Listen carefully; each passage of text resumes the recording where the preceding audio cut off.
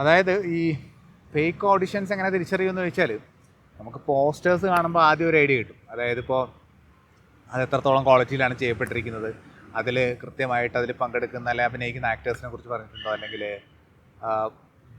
ബാനറിനെ കുറിച്ച് പറഞ്ഞിട്ടുണ്ടോ, ഡയറക്ടറെ കുറിച്ച് പറഞ്ഞിട്ടുണ്ടോ, അത്തരം കാര്യങ്ങളൊക്കെ സാധാരണ ജെന്യുവനായിട്ടുള്ള കാര്യങ്ങളിൽ മെൻഷൻ ചെയ്യാറുണ്ട്. അറ്റ്ലീസ്റ്റ് എന്തൊക്കെ ക്യാരക്ടേഴ്സാണ് വേണ്ടതെന്നുള്ളതിനെ കുറിച്ചുള്ള കൃത്യമായിട്ടുള്ള ഒരു റിക്വയർമെൻറ്റ് ലിസ്റ്റ് അതിലുണ്ടാവാറുണ്ട്.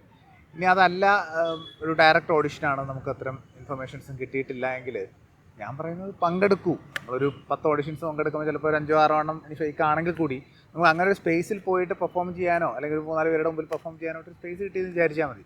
അതിൽ വേറൊരു രീതിയിലൊന്നും കരുതണ്ട. എല്ലാം എക്സ്പീരിയൻസ് ആണ്. അത്തരം സ്ഥലങ്ങളൊക്കെ നമ്മൾ എന്തെങ്കിലും കാര്യങ്ങളൊക്കെ പഠിപ്പിച്ച് തരും. അറ്റ്ലീസ്റ്റ് അവിടെ നിന്നൊരു നല്ല കോൺടാക്റ്റ് എങ്കിലും നമുക്ക് കിട്ടിയേക്കാം. ഒരു പ്രധാനപ്പെട്ട കാര്യം എന്താണെന്ന് വെച്ചാൽ ഇത്തരം ഓഡിഷൻസിന് പങ്കെടുത്ത് സെലക്ട് ആയി എന്ന് പറഞ്ഞിട്ട് അവർ നിങ്ങളോട് കാശ് ആവശ്യപ്പെടുകയോ അല്ലെങ്കിൽ അത്തരം രീതിയിലുള്ള എന്തെങ്കിലും കാര്യങ്ങൾ ആവശ്യപ്പെട്ട് കഴിഞ്ഞാൽ അതിന് നിൽക്കാതിരിക്കുക. ഒരു തരത്തിലും സിനിമയിലേക്ക് അവസരം കിട്ടാൻ വേണ്ടിയിട്ട് നിങ്ങൾ കാശ് കൊടുക്കുക അല്ലെങ്കിൽ വേറെ എന്തെങ്കിലും രീതിയിലുള്ള കാര്യങ്ങൾ ചെയ്യാമെന്ന് പറയുന്നൊരു കാര്യം, അങ്ങനത്തെ ഒരു സിസ്റ്റം സിനിമയിലില്ല. നിങ്ങൾക്ക് കഴിവുണ്ടെങ്കിൽ കുറച്ച് നാൾ കഴിഞ്ഞാൽ പോലും നിങ്ങൾക്കൊരു അവസരം കൃത്യമായിട്ട് കിട്ടും.